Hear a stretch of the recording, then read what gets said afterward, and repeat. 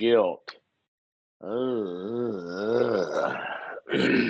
uh, remember that old song from I think it's from the 70s called War? War. What is it good for? Absolutely nothing. Remember that? I forget who did that. Who did that song? Did Sly and the Family Stone do that? I don't know. Anyway, you know what? That's the phrase that comes to my mind when I think of guilt. What is it good for? What is it good for? Now, this is where people's hair catches on fire. Like, I can't tell you the letters I've gotten when I've talked about that guilt doesn't help anything. It has no value. It is destructive and it keeps us farther away from solving problems. And then they go, oh, no, if people don't feel guilty, what are you saying? Everything is okay? No, I didn't say that. I didn't say that at all. I'm just talking about the state, the emotional state of feeling overwhelming, crushing badness, just what guilt really is.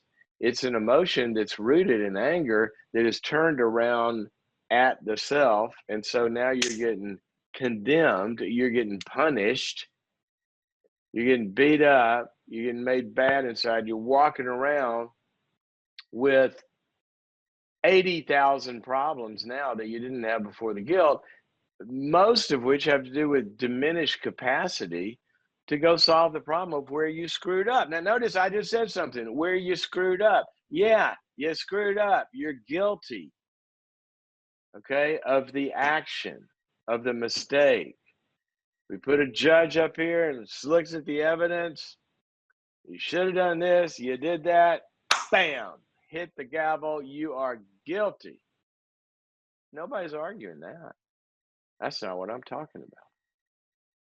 What I'm talking about is when you are guilty, what are you going to feel? When you are guilty, what are you going to feel?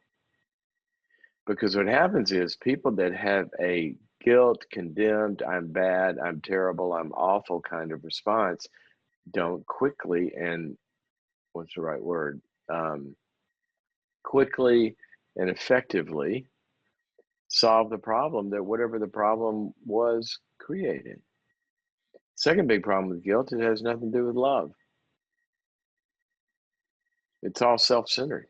It's about how bad I am, not how badly I've hurt another person by my actions.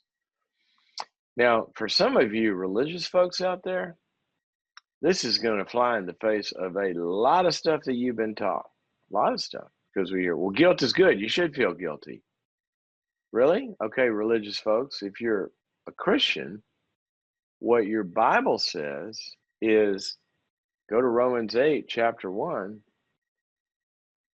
that if you have asked for forgiveness by putting your faith in Jesus paying the penalty for the guilt, then you are not guilty. Go read the verse. It says, there is therefore now zero condemnation for you if you've done that. So what we got is we got a bunch of people sometimes that have been 100% forgiven and they're walking around feeling guilty, unforgiven. See, it makes no sense, right?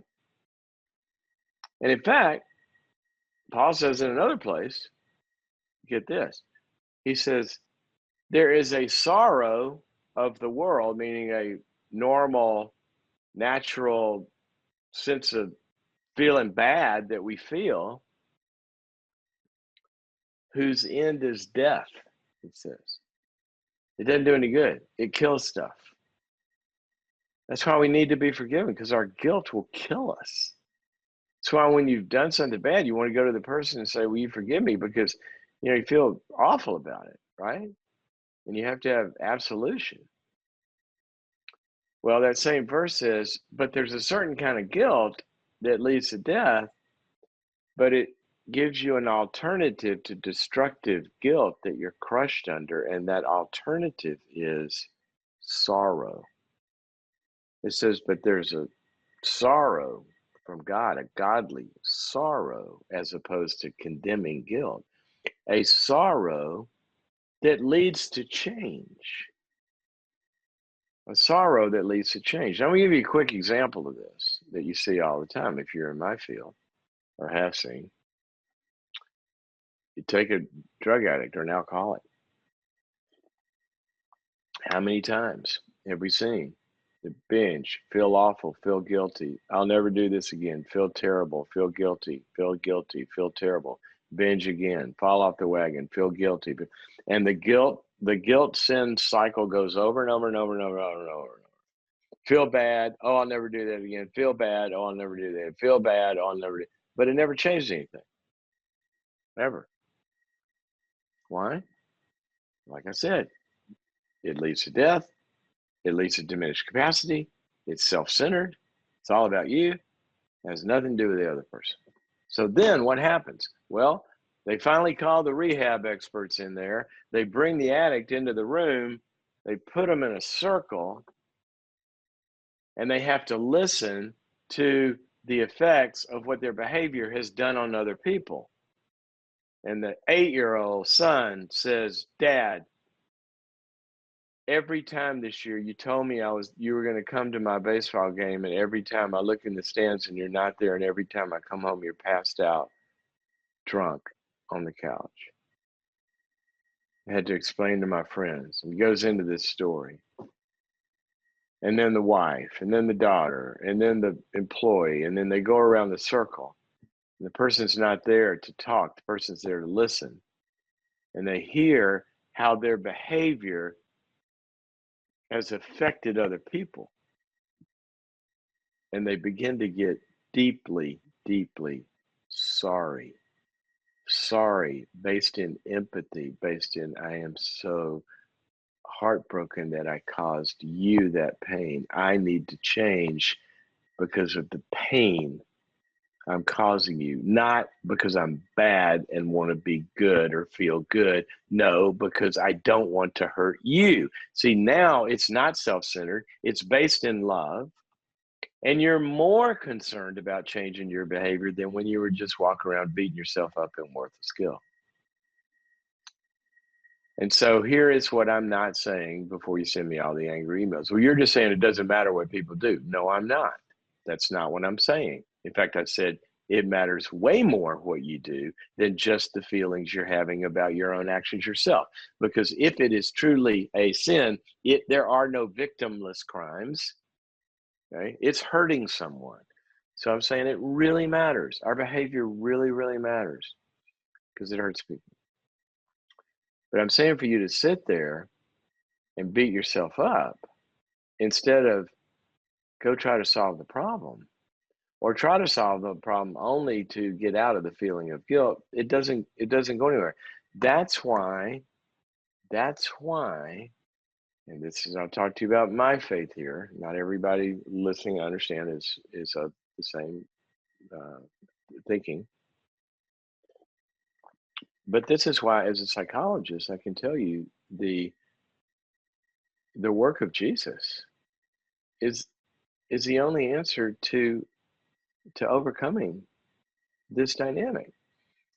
Because the way he did it was, he didn't say, okay, when you screw up, feel bad, feel bad, feel bad. I'll call you when you need to stop feeling bad. When I decide to talk to you again, when the silent treatment is over, when I'm no longer avoiding you, when I drop the grudge. And see, we lose all this time of life estranged and feeling bad. No, what he said was, look, I'm going to just get rid of the guilt thing all at once.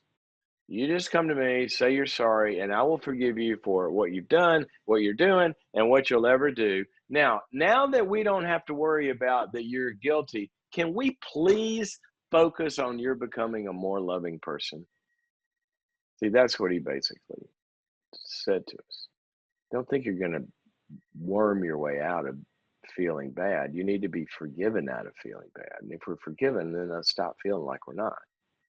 Okay? But that's a problem. This is why, boundaries.me, I'll take something like this and go into, there's always a path. There's always a path. Because just because you're forgiven doesn't mean you feel forgiven, because you got voices in your head of unforgiving people. Remember the little scenarios I just named? How about a mother or father that gives you the silent treatment? You screw up, you come home, it's cold as ice in the room. You know what God does? I was contrasted that with God. God comes and looks for us and says, "Hey, what happened over there wasn't that great. Let's talk about it so we can make this better and get past." There's no silent treatment. And in our relationships, there shouldn't be any freeze somebody out, stuff like that. But you got voices of people that did do that to you in your head. And now you don't even need another person to get beat up and to be made bad in your head. You don't need it at all because we have the voices in our head. Those of you who are subscribers to boundaries.me, you can go in there. There's a course on shame, for example, and other places. It'll take you through this. But what we got to do is all of that's got to be reworked.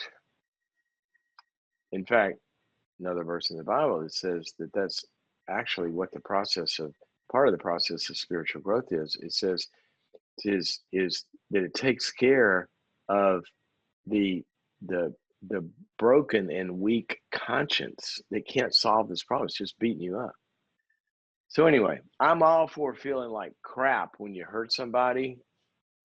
I just don't want you feeling guilty. I want you feeling sorry. So much so that the sorry drives you to pick up the phone and say, "Hey, I want to apologize. I want to make this right." Okay. A little bit on guilt. Not for it. Not a fan. Not a fan. Not a fan. I am a fan of awareness and feeling crummy about what you've done, but having that being based in love instead of condemnation.